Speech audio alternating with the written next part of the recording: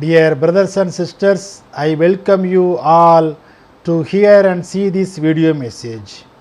In this video, I am going to explain political and cultural economy of beef ban in India. Content for this video I given in the description. You can go through and study.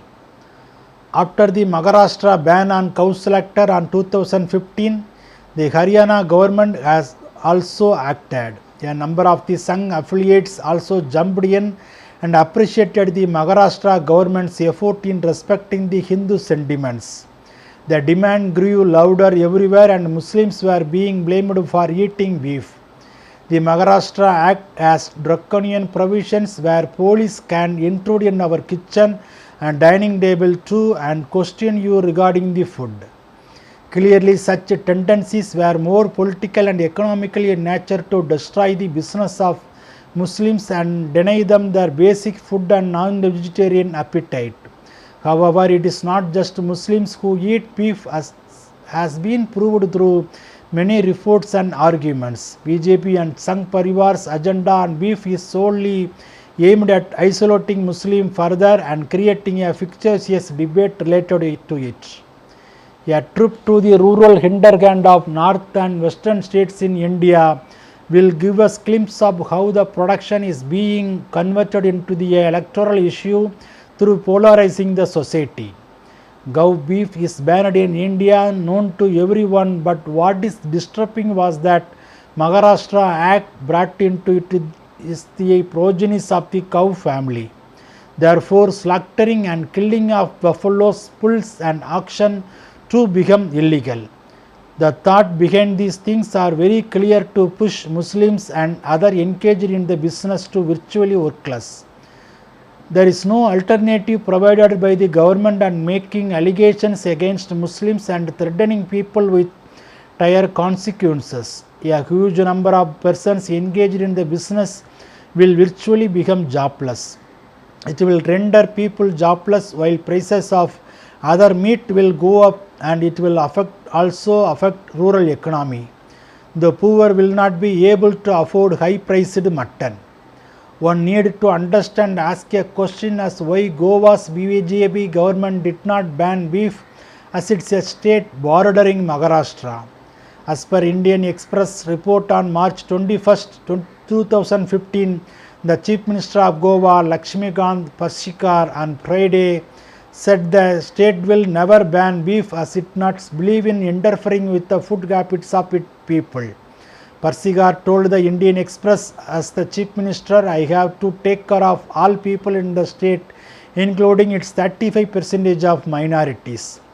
Christians account for 30% of the population while the remaining are from Muslim community. It is not like they started consuming beef recently. This has always been part of their daily cushion. How can I ban it?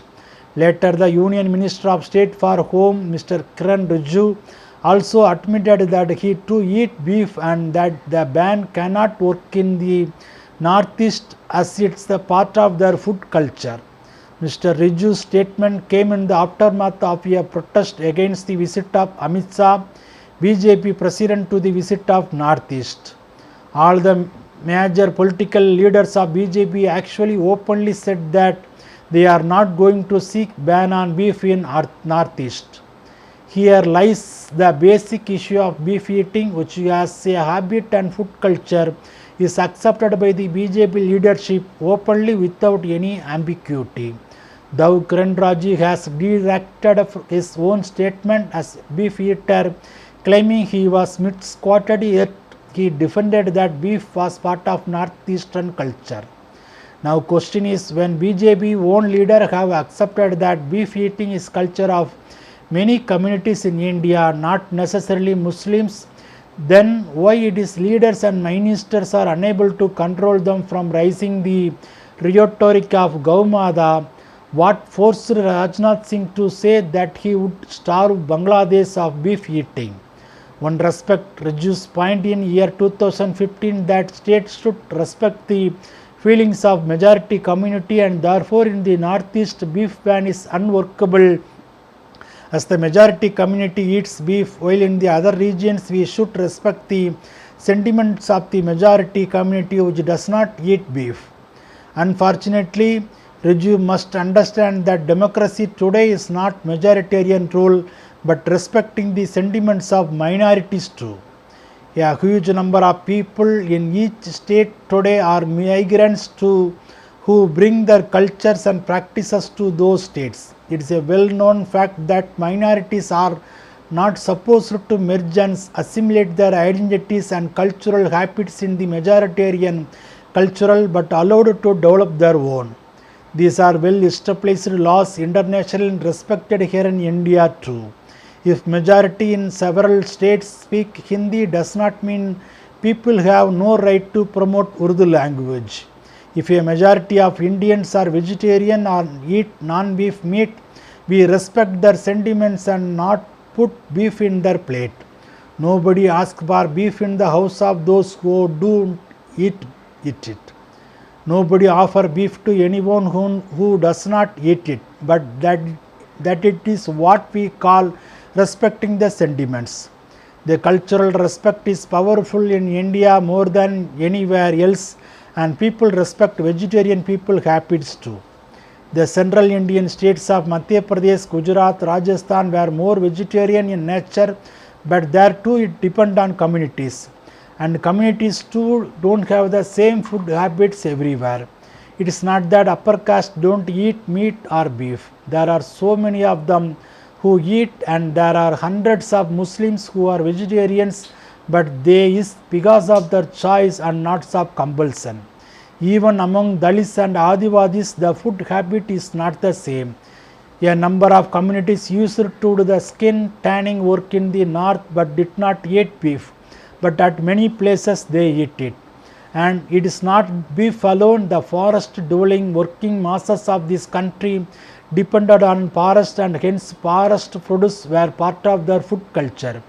They used the entire edible meat as protein, and that is why physically all these communities were stronger and hard workers. Hence it is a conspiracy of the power elite to deny people's rights over the resources and ensure that they continue to fight for their basic needs too. The reason for BJP not shouting beef ban in Goa and Northeast is the low population of Muslims, which will not give them chance to communalize the issue and gain politically. One must keep in mind that it is not just Christians who eat beef in Northeast, but Hindus too. Hence, BJP and Hindutva moral police can't implement its brahmanical agenda in the Northeast, and hence keeping quiet and respecting the sentiment of the people. Food habits are part of our long nurtured cultural practices. It depends on the geographical environment of the region also. Vegetarianism actually grew with places where farmers kept cattle as bet and agricultural help, but it's also a fact that aadivasis, Dalits and all those nomadic communities who lived with nature used to eat them. Today all the communities and their food producing resources are ironically in the hands of powerful corporate in the name of development. It is not just beef eating which has been denied to India's indigenous people, but they are also fighting for access to natural resources. Understand the economic reasons of India's ruling brahmanical class using religious taboos of unleash its agenda for profit through business. Years ago, the aadivasis had access to minor or major forest products like anwala, maguva and bamboo shoots, but now they can't have that. Most of these produce have gone to private corporations, making the lives of indigenous people more miserable. Our life has been snatched by the big corporation in the name of development, and poor people are being pushed to believing in gods for the ill fat. So snatch people's resources, hand them to crony capitalists and suppress people's voice through either sending religious pontiffs to these religious, or if they too fail to curtail the rebellion, then the armed police to kill. It is not without any reason that Madhya Pradesh government has stopped providing egg in the midday meal to school children since the Jain community complained against it. It is shocking as this country has diverse people and much more than the Jains and Marwadis. Why should the government deny the eggs to Adivasi children? How are Jains getting offended with Adivasis eating eggs? The loud noise over beef issue is basically an attempt to hide the dirty fact from public life that on the one side it is an issue to keep the politics of polarization continue in the election so that all the non-Muslims are kept united under one umbrella and their contradiction get eliminated under the big umbrella of Brahmanism while helping the exporters to peacefully engage in their work. The question we ask, why beef is strict to beat Muslims, saving the powerful beef exporting lobby. Who are these beef exporters and its powerful lobby? One thing is clear that beef may be a food habit of Muslims and many other like Dalits and Aadivasis. It is a business for those who most of the time claim that they can't even kill an ant and are absolute vegetarian. It's important for them to know that vegetarianism is not synonymous to goodness as they think. If they are so much faithful to their religion and ideology, then they must leave their export of beef and other meat products. The lucrativeness of the beef business is attracting people including Hindus. True business opportunities in the beef industry is the money from exporting meat to oil-rich Gulf countries and the political power held by India Muslim population. Why should Muslims and Dalits face the tyranny of the Indian state when the leather shoes are not produced by them but by Bata's Action, Mesco and other companies who are definitely not owned by Dalits and Adivasis? Definitely this leather is not of lion or goat. Let the anti-beef campaigner do campaign against all kind of leather product and start a dharna at the business house of these people who produce them. It is not possible as here lies the reality of the corporate religion nexus. Habits, culture, principles, ideologies are meant for poor, but for these sellers it is profit even if they have to sell the sentiments of the people and lit a fire to kill people if that give them business. The right wingers in India will never touch an issue which is economically as well as politically loss making. Beef ban and the noise subsequently help it both the way. A booming business of export and rich crop of hatred to harvest during the elections. Shame. Bible talks about cattle and beef business about India. 1 Corinthians chapter 9 verse 7 to 10. Who serves as a soldier at his own expense? Who plants a vineyard and does not eat its grapes? Who tends a flock and does not drink the milk? Do I say this merely on human authority? Does not the law say the same thing? For it is written in the law of Moses, do not muzzle an ox while it is treading out the grain. It is about action that God is concerned. Surely he says this for us, does not he? Yes, this was written for us, because whoever business people, farmers, butchers and transporters, plows and threshers should be able to do so in the hope of sharing in the harvest. Yes. Amen.